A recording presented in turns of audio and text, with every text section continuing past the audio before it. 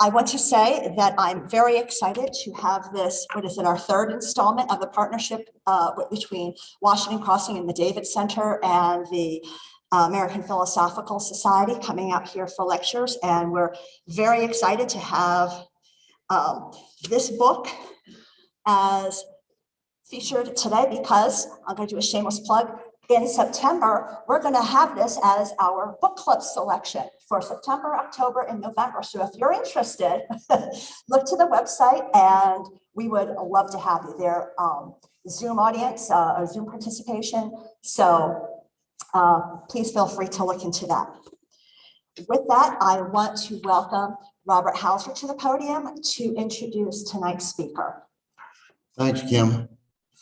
I am Bob Hauser. I'm the Executive Officer of the American Philosophical Society, held at Philadelphia for promoting useful knowledge. And just you're going to take a lot of messages away this evening from Rick Herrera, but just remember that the American Philosophical Society is not about philosophy. It's about, as Ben Franklin said, promoting useful knowledge, or to put it a different way, everything. So welcome to this evening's David Center for the American Revolution lecture, hosted at Washington's Crossing. This evening, we will be privileged to hear from Ricardo Herrera about the privations and foraging in the winter that the Revolutionary Army spent at Valley Forge. And that, incidentally, was the original home of the David Library before it moved to its quarters up the road here, and then subsequently joined in a partnership with the American Philosophical Society. The American Philosophical Society acknowledges with respect that it resides in Lenape-Hoking, the homeland of Lenape people, whose historical relationships with the land continue to this day. We recognize their current presence and perseverance despite centuries of land theft, removal, and persecution of their language and cultural traditions.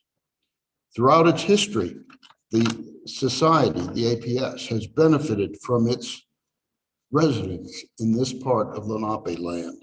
We at the APS honor the Lenape community and those of many other Native peoples through our collections, fellowships, research awards, and engagement activities. The David Center, now at the American Philosophical Society in Philadelphia, is a collaboration between the David Library for the American Revolution and the American Philosophical Society, which is dedicated to supporting scholarship and outreach about the American Revolution. The David Library's founder, Saul Feinstone, believed that the examination of the Founding Fathers' values and the events of the revolutionary period is essential to creating an informed citizenry able to comprehend and adapt those founding principles to the ever-evolving circumstances of American society. The center champions the active engagement of scholars, educators, and the general public of all ages in a continuing and dynamic encounter with this most central episode in the creation of the American nation. For those of you joining us for the first time, the American Philosophical Society was founded by Benjamin Franklin in 1743, just 280 years ago last Tuesday, with the mission, as I said, of promoting useful knowledge. Most of our nation's founders were members, and the APS had Thomas Jefferson as its president for 17 years, during most of which he was either vice president or president of the United States. Like the Constitution, the presidency, the Congress, and the courts, as a source and keeper of knowledge, the society was an essential piece of the bedrock on which our nation was founded almost 250 years ago. That is to say, more recently than the APS. And the APS remains part of that bedrock today. In the 21st century, we sustain Ben Franklin's mission in three principal ways. We honor and engage leading scholars, scientists, and professionals through elected membership and opportunities for interdisciplinary intellectual fellowship. The Society remains a catalyst for the discovery of new knowledge. It promotes research by providing over $1.5 million a year in small research grants and fellowships, primarily to the younger scholars who need the support the most. Our library and museum collections and research centers serve scholars and visitors from across the globe. And you can check our website, amphilsoc.org, to learn more about what we do and for news of forthcoming events.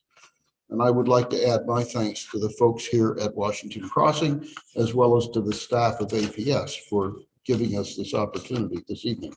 So let me turn to Ricardo Herrera. He is visiting professor in the Department of National Security and Strategy of the U.S. Army War College and an award-winning author. He's the author of the book we're going to hear about tonight, Feeding Washington's Army, Surviving the Valley Forge Winter of 1778. Also, For Liberty and the Republic, The American Citizen as Soldier, 1775 to 1861, and many, many other writings. His next project is going to examine the 1778 and 1779 campaigns for Savannah, moving south, during the War of Independence. Before joining the Army War College, Rick Herrera was professor of military history at the School of Advanced Military Studies of the U.S. Army Command and General Staff College. He's a graduate of Marquette University, from which he won his PhD in 1998, and the University of California, Los Angeles. He was previously a historian on the staff ride team of the U.S. Army Combined Arms Center and taught at Mount Union College and Texas Lutheran University. He's also served as an armor and cavalry officer in the U.S. Army. Welcome, Dr. Herrera. Hey, good evening. Thank you. Thank you so much, ladies and gentlemen, for being here. Despite the technological challenges, normally when I'm in seminar, I have a student to back me up and they see this worried, perplexed look. Help. Thank you all for being here to listen to the Continental Army going for takeout in February of 1778. Before I begin, I need a little bit of boilerplate.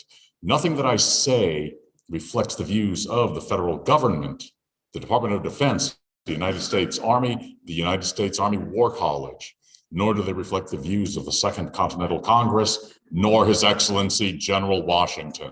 Now that I think I've covered all the bases, let's talk about feeding Washington's army.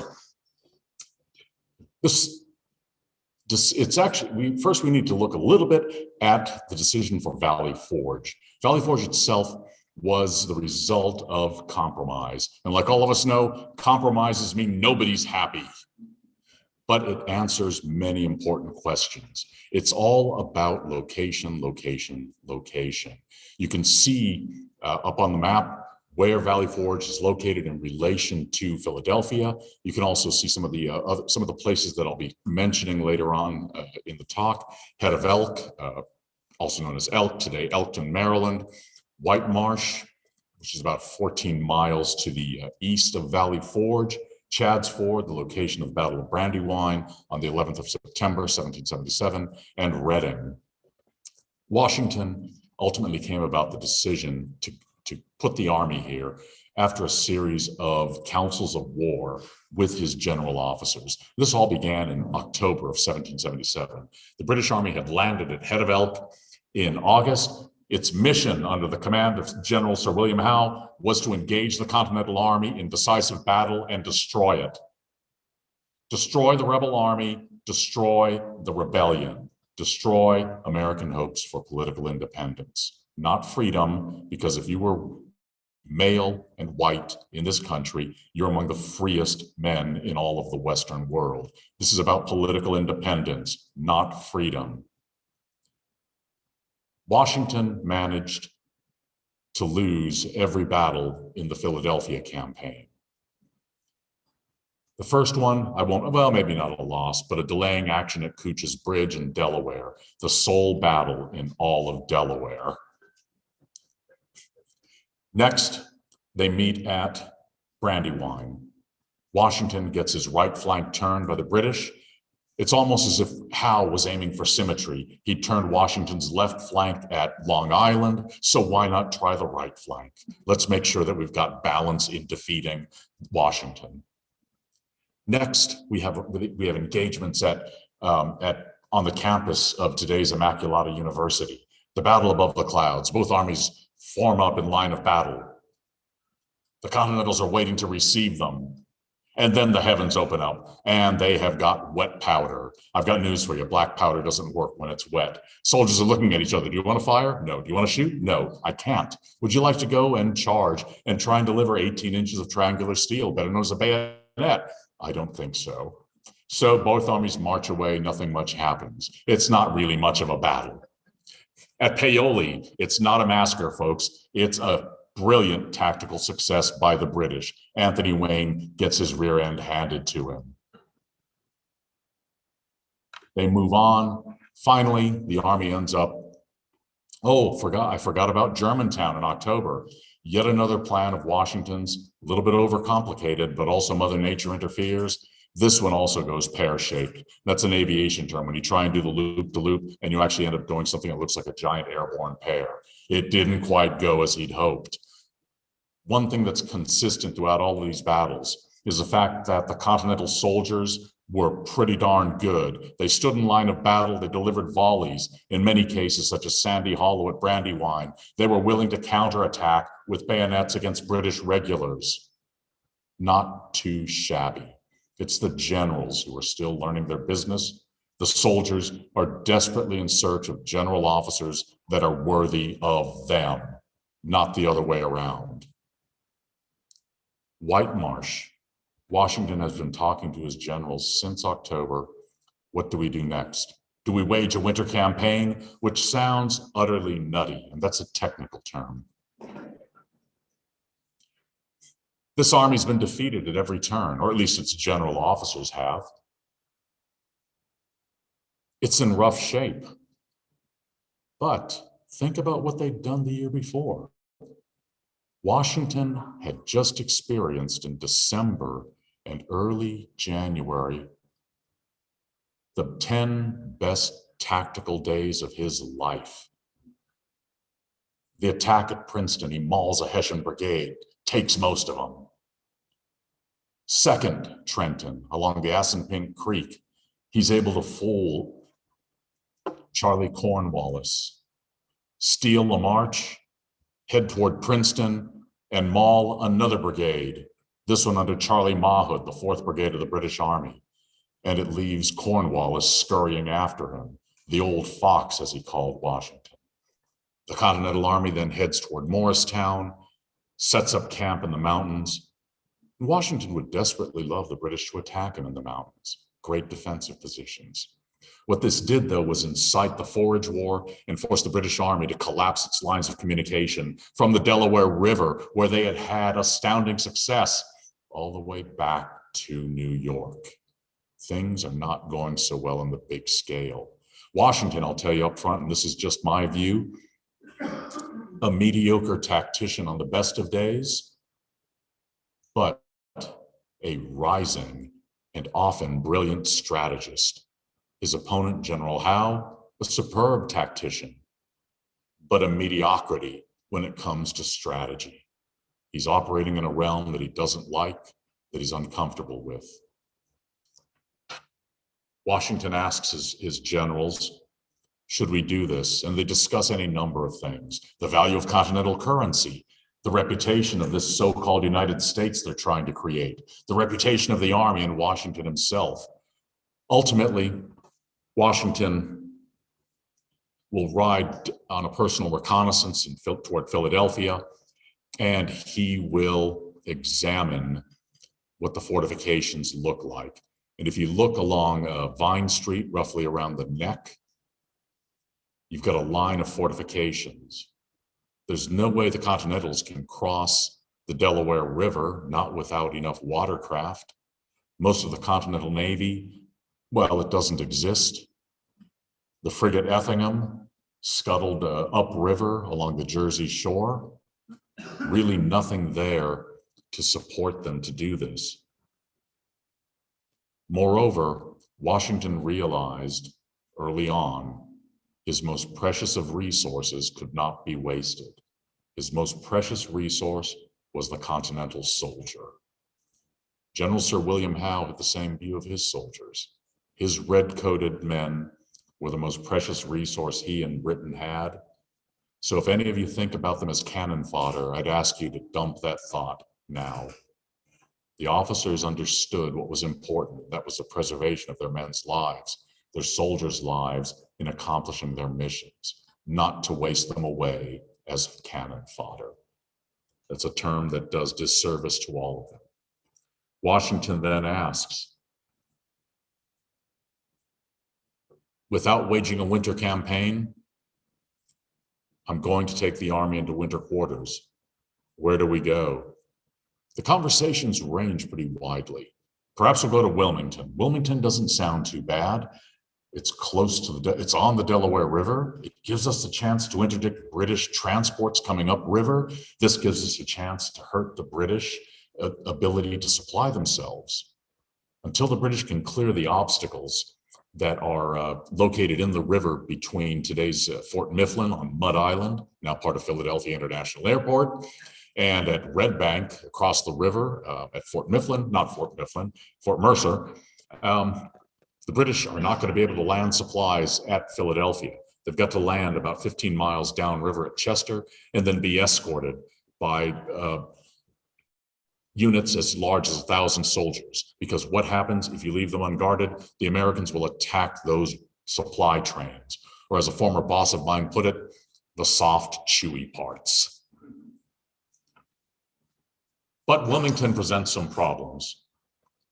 The Continentals would face the Royal Navy. The British have command of these waters, or so it seems, and we'll talk a little bit about that later.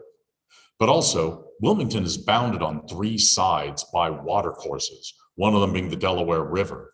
What it is a watery cul-de-sac, not a good thing. Moreover, the water table is too high. Digging fortifications means you strike water, you're not able to build up enough walls with that dirt that you've dug. Not a good place. What about maybe Reading, perhaps even Lancaster?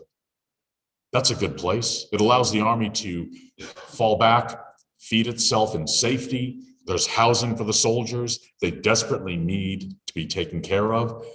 The problem is that it surrenders control of southeastern Pennsylvania to the British. The army's role, as the role of all armies, was political. War is about the attainment of political ends, political objectives. Unless you're going out for the simple bloody-minded pleasure of slaughtering one another's fellow man, war has got to have a purpose, some political aim to attain, some position of advantage to gain. For the Americans, it's independence. So long as the Continental Army exists, independence is a reality. Washington realizes that he's got to remain close enough. So in a series of discussions with the governor of Pennsylvania, the governor of New Jersey, even the governor of Delaware, actually called the president of Delaware, the president of the Continental Congress, and others, Washington will ultimately decide upon a location in the Great Valley, something that was suggested to him by General William Alexander of New Jersey, often better known as Lord Stirling. And so it becomes Valley Forge. What I'd like you to do is to look at this with me through the eyes of a military historian and a one-time soldier, a long, long time ago, believe me. Any of you who have watched the news over the past 20-odd years have no doubt become familiar with the term FOB or FOB, short for Forward Operating Base, and perhaps even Combat Outpost, often referred to as a COP. I'd ask you now to think of Valley Forge for the rest of your lives as FOB Valley Forge. It's an armed encampment from which the Continental Army projected power and enforced the will of the Continental Congress and Pennsylvania's government throughout the countryside. It's an army that was doing the same thing that my students at the War College, all of them roughly veterans of 20 years service, what they've done for most of their careers, leading troops on patrols to gather information about the enemy, to scour for food, to protect local civilians, and to seek combat. Just because these fellas that I'm talking about wore funny-looking triangle hats doesn't mean that they were not trained killers. These were soldiers doing the stuff of soldiers' business that our soldiers and Marines do today and did 100 years ago and will do tomorrow. Look at Valley Forge, the roads going into the camp. We call them today high-speed avenues of approach. They're covered by fortifications. Behind them are redoubts, small forts, and together they form an interlocking system, a defensive system. Here's the modern day map put out by our Park Service. You get a slightly better idea. You've got the outer defense line covering a Gulf Road. Behind that, on the Grand Parade, you'll see scattered throughout redoubts. Look on Mount Joy, you've got the inner defense line. That inner defense line is dug about 3/4 of the way up the hillside. That's something that I learned as a cadet 40 years ago. Dig it only about 3/4 of the way. That way you don't skylight yourself and give away your positions to the enemy.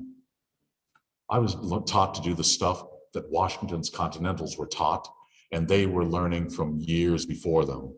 All of this, by the way, due to the superior French engineering, particularly General Duportail, the chief engineer of the Continental Army. So terrain and topography, today we call them combat multipliers because they enhance the ability of your forces to do what they're supposed to do. Let me show you another map because, well, topographical maps matter. This will give you an idea of how the terrain flows. Notice how it all slopes away. So they're looking for the high ground. High ground maximizes the range of your artillery, your guns. Now, I won't try and explain it to you because it's a mathematical formula, and I'm a historian, and numbers just do this to me. I had a student in my seminar, superb officer, a field artilleryman with 20 years of service, try to explain to me, and I asked him, please break it down for me like Barney. Talk to me like I'm a 3-year-old. Right over the top of my head. But just trust me, the higher the elevation, the further your guns shoot. And that's what we're going to leave the conversation today. But you can see here how these fortifications make use of the rising ground. Pictures tell a thousand words. So here we've got the high ground. Get rid of all the trees at Valley Forge. Erase them from your memories, and the next time you go there, erase them from the landscape. They didn't exist. Those that did exist were quickly used for campfires. They were used to build the huts. They were also used to shore up fortifications. There was no tree line anywhere. These soldiers took it down and used it. But as you can see here, look past that tree line in the photograph, and you can notice how the ground slopes away. This gives the Continentals observation. They can see further. It gives them clear fields of fire. In other words, I don't have anything in front of me to prevent my shooting at the enemy should he approach me. It extends the range, and we've already talked about and agreed that we're not going to ask Rick about the mathematical formula. The redoubts, and the National Park Service has done a fabulous job in recreating these, but these serve as strong points. They help create, when used with those fortifications to the front, a defense in depth. Each of these pieces supports the other, and so together this system is much stronger than each piece separately. An inside view of one of the redoubts. And again, what you've got here are these strong points and protected firepower. So this is the view of redoubt number 2. The small door on the left was not for poorly behaved soldiers. Rather, that was the ammunition storage. Now, at the base of Mount Joy was the artillery park, and this is where the guns were concentrated, the reserve guns anyway. Typically, the most mobile firepower would have been 6-pounders, perhaps 8-pounders. And when I say pound, I'm talking about the weight of solid shot, a solid iron bowling ball that weighs 8 to 10 pounds and you fire it at mass formations of troops. What you're aiming for is fire that ricochets, that grazes the ground so that you can knock out several files of soldiers. One thing, if you read as many accounts as I've done of battle in the early modern age, so ranging from roughly the 1600s through the early 1900s or 1800s, excuse me, in every army, you will read an account of some soldier who will try and stop a cannonball with his foot. Exactly, and he either loses the foot because it's crushed or it's lopped off. And there's always that soldier in everybody's army. I don't know if he's required by regulations or what, but he's always there. Russian, French, Prussian, American, French, British, you name it, they've all got this guy. So, February of 1778, the army was on the verge of starvation. Washington writes to Brigadier General William Smallwood, who commands the 2 brigades of Marylanders plus the 2nd Canadian, also known as Congress's own, at Wilmington. And he confesses to him, if we don't feed the army soon, we're going to face dispersal. That means the army is going to leave the area and it's going to fail in its primary mission of challenging British pretensions to rule in southeastern Pennsylvania. If we don't disperse, the soldiers may desert. And why? Because the Army and the Congress have failed to uphold their parts of the enlistment contracts. These soldiers are supposed to be fed and they're not. They're being very legal, or I should say, these soldiers were being very American by denying their labor, by denying their willingness to serve under arms because their employers, the Army and the Congress, had failed to meet their obligations. Incredibly American stuff. Today it's called mutiny. So Washington decides I've got to launch a grand forage. He's got to send out as many of his armed, able-bodied, and capable soldiers in order to scour the countryside for food, supplies, and anything else that the army needs. It's a risk. He's got to collapse his screen line. In other words, pull in soldiers who are 6 or more miles to the south and to the southwest of Valley Forge that are looking for British approaching them, that are looking for loyalist approaches, that are out there to try and bolster the will of the local Whigs, those in support of the revolution. He's got to bring in as many troops as he can to send them out on a foraging expedition to supply the main army. But he sees an opportunity. He gets information that Howe is about to launch his own grand forage. He also takes the measure of his opponent. He knows that Howe has spent most of the winter sending his troops out for forage as well. The British had not been seeking combat. Instead, they'd been looking for food and firewood. They'd hoped initially to be able to live off of the American countryside, but it proved otherwise. Most supplies instead come from depots in Ireland and England, the salt provisions that they need, the hard biscuit. They're getting fresh supplies off the local countryside. They're even going so far as Rhode Island to get hay for their cattle and for their horses. The British rule of thumb was to have 6 months of supply on hand at all times. Instead, or rather, this happens only 3 times throughout the entire 8 years of this war. The British were desperate to feed their troops. It's a necessity. If I don't feed my soldiers, Washington knows, I've got worse in front of me. There's also, though, a great payoff. If I can feed my army, I can hold this position and my soldiers can continue to do their jobs of challenging the British. We can continue to support the writ of government by the Continental Congress, as well as of Pennsylvania.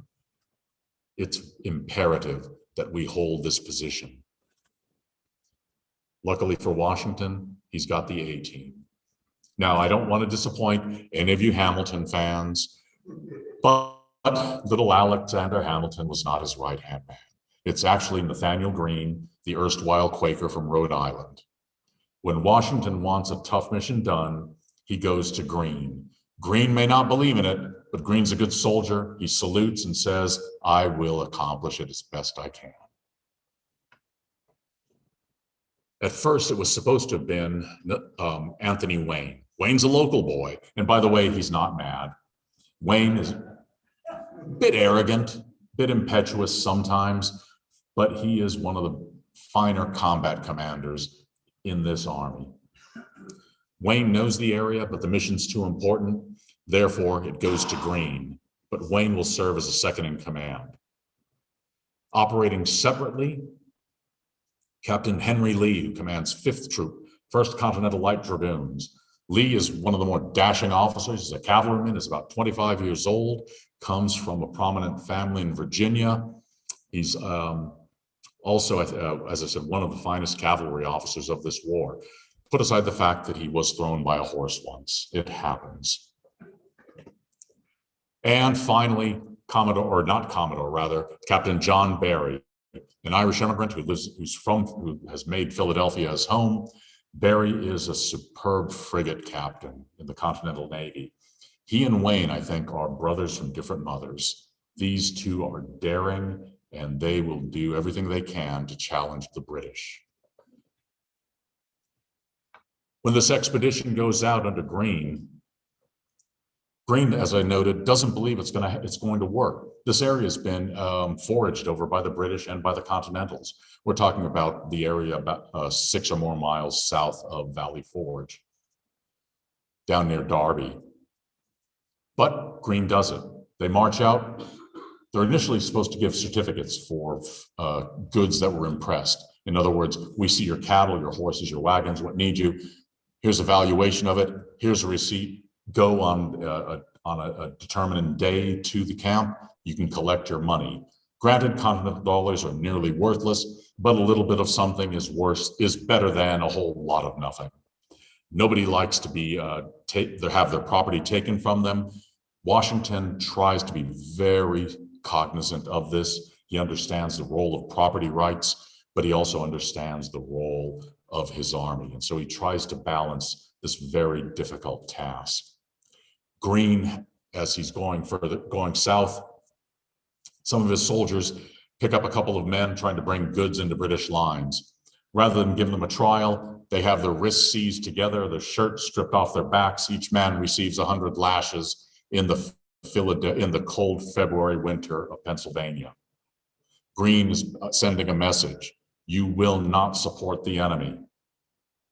As he goes on, local farmers begin to hide their goods. Greene has a short temper when it comes to this nonsense. From now on, nobody receives any compensation if they hide anything.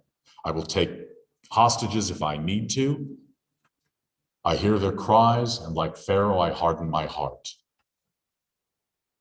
Wayne crosses into New Jersey with the help of Captain Barry. Barry, at Wayne's request, sets fire to the marsh hay to distract the British. Look around here. Every man in this room is a 14-year-old at heart. Give us a box of matches, tell us to set fire to something, and we will start clapping and set to it. And it's even better if you can add in explosives. Yeah, you all know what I'm talking about. It's Henry Lee, operating south in northeastern Maryland and in the upper 2 counties of Delaware. He's pretty active. I'll talk about him a little bit. Our friend Howe finally acts. When Wayne is across the river, he sends out some very competent officers. Colonel Thomas Sterling, with commanding the 42nd Foot, better known as the Black Watch, lands at Cooper's Ferry with Major John Graves Simcoe, who's number 3 in this rogues gallery to my left. Simcoe, by the way, for those of you who are fans of Turn, was not a homicidal maniac. Yet again, I've managed to ruin 2 popular images. Where am I going to go for number 3? Because I've got to get a hat trick in here. Simcoe is actually quite capable. They'll land, as I said, at Cooper's Ferry, today's Camden. To the south at Salem, the Light Infantry Brigade under Lieutenant Colonel Robert Abercrombie. Operating along the river, Captain Andrew Snape Hammond of the Royal Navy. The British are supposed to go out and seek combat with Wayne. As one Hessian aide-de-camp puts it, we're here to have a slap at Mr. Wayne. Instead, they fall into their pattern of foraging. And Wayne was able to exploit this. I won't go over every location, but this will give you an idea of every place the Continental foragers touched. This is all being done on foot, except for Harry Lee's light dragoons who were mounted. That's a lot of ground that they're covering. And they're doing it in winter. And if you think Pennsylvania's roads are bad now, you should have seen them in 1778. They are glories to modern engineering today. Now, you would think that the British would have the chance to strike at Wayne because of their mobility on the river. Well, here's what Captain Hammond said in 1779 in a testimony to Parliament. I don't know any river so difficult of navigation. Take a look at the river current. The speed of a frigate close hauled, in other words, exposing every inch of sail to the wind as it can, wind coming off the quarter. His ship, HMS Roebuck, draws 16 feet. There's no way in that narrow shipping channel that hugs the Jersey shore that you can make that kind of speed. You have to go slowly because of the turns and the current. Moreover, that's by slowing down, that makes you a wonderful target for American artillery. Everywhere on this river, British shipping is within range of American guns. So Mother Nature has helped to negate British sea power on the river. I won't go over all the numbers. That's a lot of food. By the way, the number of rations does not equal the number of hungry mouths and bellies to feed. Officers, depending on their rank, receive extra rations. In many cases, because senior officers, colonels and generals are expected to host junior officers. This is part of their professional development. This is part of getting them to understand how an officer acts, conducts himself, this social piece. What's it take to feed the Army? 113 wagons daily. There were only 8 in camp. That's math even I can do. That's a shortage of 105. That's what they can carry on those really poor roads.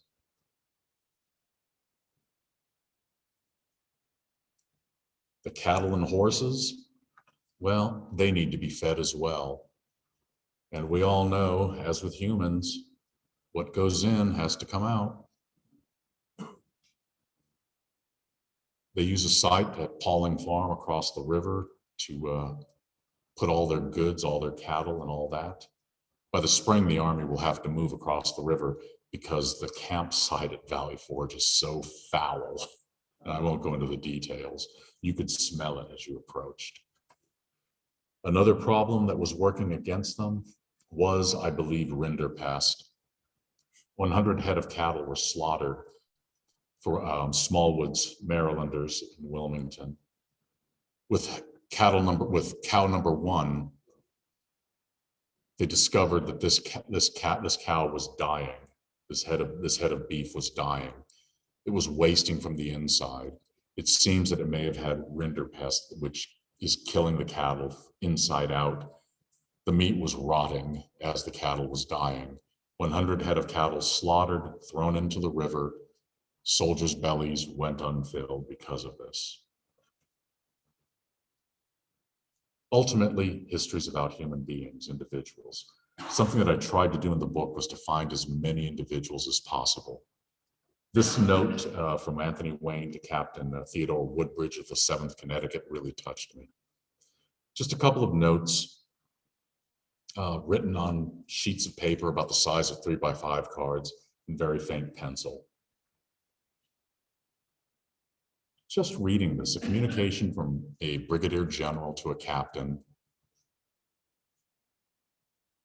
told me something about the nature of the Army, but also the nature of the intelligence network that was there. Colonel Ellis of the New Jersey Militia did yeoman work in helping the Continentals.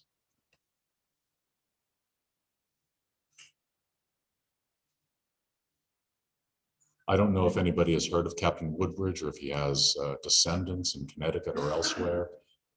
If they haven't heard, if he does and they haven't heard of him, I hope they will after this. Ultimately, as I noted, history is about human beings. This is a photograph of the only account book I was able to uncover. The book is a result of 10 to 12 years of research done off and on, depending on what I was doing and what the Army told me to do. I was only able to find this one account book at the Gloucester County, New Jersey Historical Society, and it's Henry Lee's account book, and it was a great discovery. Besides knowing how many head of cattle, the valuations of them, who commanded what patrols, and so on, I also came across the names of these men: Negro Joseph, Negro Sam, Negro Henry, Negro Jack, Negro David, and Negro Cuff. These were the enslaved serving on behalf of white political independence, the unwilling working for others involuntarily, who didn't even have the simple dignity of owning themselves or giving themselves their own names. History is ultimately about understanding who and what and why and how we are because of who and what and why and how we were. It's uncomfortable. It's not meant to make us feel good or bad, but to understand our condition, and I would hope to improve upon it. But this, to me, reveals something of the complexity of our collective American Revolution. Black, white, red, free, women, men, children, all involved in this. The civil war within the British Empire, the civil war within the states or the colonies. This was a complex affair, and it speaks, I think, very much to our lives today. The complexity that we endure in our lives, they too endured in the 18th century. Ladies and gentlemen, thank you so much for your time.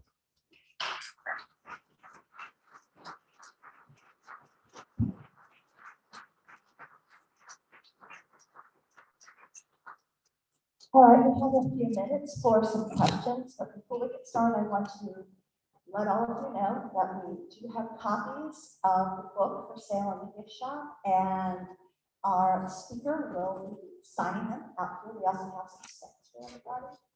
So snacks, right? You'll stick around for some snacks. All right. Does anyone have any questions?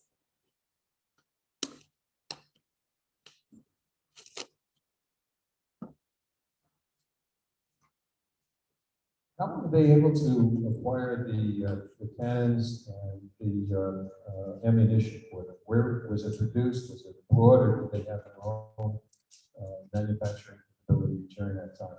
Oh, good, great. The first, any people who can cast bells can cast artillery. Similar processes, but many of the guns were certainly homemade. Many of them were seized British guns. Many of them were, these British guns had actually been captured from the French or Spanish. Many of them were French imports, as well as the powder and shot, but there's also home manufacturing going on. So from any variety of sources. If you go, for example, to Fort Ticonderoga, which has a wonderful collection of artillery, you'll see various makes of guns, French pieces, impressed into British service because of the commonality of the size of the rounds. So fairly easy to use. In fact, an infantryman, because of the close connection, if you will, or the similarities between loading a musket and loading an artillery piece, can be pretty easily turned into artillerymen somewhat quickly. Not the real technical stuff, but at least knowing how to load and fire. So it's any variety of sources. France, the Dutch, later on the Spanish, but also captured British sources as well as homemade sources. All right, one of our members of our Zoom audience has a question. is regarding your presentation, your PowerPoint here. They want to know if most of the slides that you showed here are featured in your book. Quite a few of them, yes. Quite a few of them. And in fact, this is actually the cover art, and you'll see it at the Museum of the American Revolution. A wonderful place. Can you comment on the number of people, soldiers or civilians that were there, and how many died of starvation?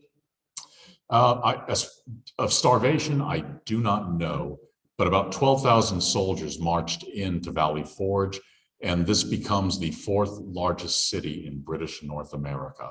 So you can also add to Washington's list of accomplishments, you know, father of his country, also Washington urban planner.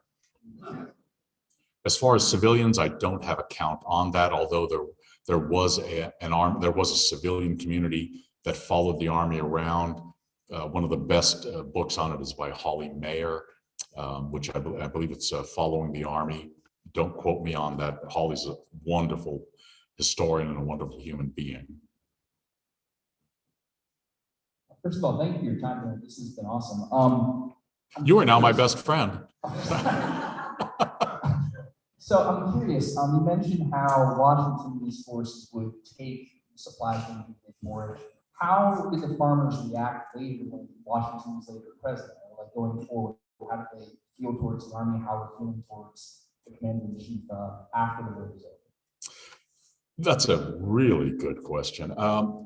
First, who here would be, by show of hands, who here would be happy having their goods impressed into military service?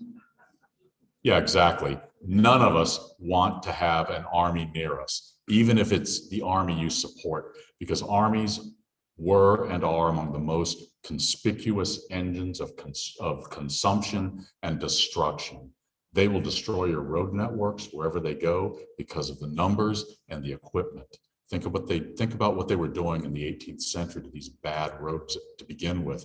You're a farmer, your peach orchards, whatever you're growing, they're picked clean. You have no poultry left. Your little piglets, well, now they've become chops. They are now filling soldiers' bellies. People after the war, I don't know how many hard feelings there were that existed, but as I said, Washington really tried to walk this fine line of respecting property rights, not alienating people. He understood that this war was also a war for the affections of the people. Try not to alienate them. Try to get them to like you, but try to avoid angering them at all costs. And it sometimes just can't be helped. But in terms of numbers, I don't know. All right, we've also received a request that if you could repeat the question for. Oh, sure. And I didn't tell you to do that, so that's all my fault. Forgive me. Somebody had it. I have a question about camp followers. Yes. Who was responsible for feeding them? Was the Continental Army responsible for feeding them, or were they on their own? Oh, yeah. So camp followers feeding them. The U.S. Army in the 19th century actually has laundresses put on the rolls, and they receive half rations. British Army did account for laundresses in the 18th century. The Continental Army, it's pretty much a pickup game. Whatever they can get by support, their rations would be poor as well. They're not paid, certainly. We do, however, have a couple of instances of women who later on received pensions from the U.S. government. I'm sorry? Pleasure Mount. I once saw I can't. I'm sorry. I once saw a mustering out roll somewhere in Bucks County. Mhm. Where a woman named Pleasure Mount was given quite a sum of money for services rendered. Yeah, there were some. Yeah, there were some who did receive them. You know, the two best known, you know, of course, Margaret Corbin and Mary Ludwig Hayes. All right, we have a question on Zoom, and we're going to do two more in person, and then we're going to break. Okay. Our Zoom question is, how many of the enlisted men had families that sought to send supplies directly to the encampment? Yeah, so how many enlisted men had families sending supplies to them? That I do not know. If I can expand upon it and increase the circle of the family and include it to their states, we see that varying. You have this strange system, this competing system of states and continental government trying to supply the soldiers. And in both instances, they are spectacularly poor at it as a rule. And it's not because they want to be poor at it.